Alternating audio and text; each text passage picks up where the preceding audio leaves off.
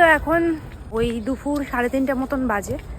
আর এখন আমি যাচ্ছি আমার দাদা বাড়িতে, কারণ আজকে আমার দাদা বাড়িতে একটা অনুষ্ঠান আছে।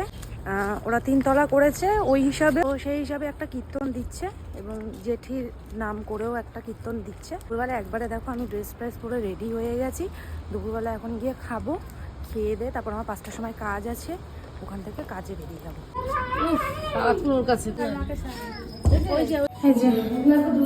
হাঁপিয়ে হাঁপিয়ে উঠলাম উপরে। রুমটা দেখাই তোমাদের।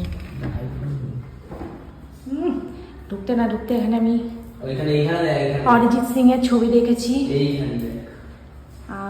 এখানে দেখো সুন্দর অনেকের ছবি। এই যে এখানে দেওয়ালের প্রিন্টটা এরকম করেছে। এই যে হচ্ছে ছোটদের রুমটা, একটা দেখাচ্ছি। এই যে এরকম ভাবে দেখাই।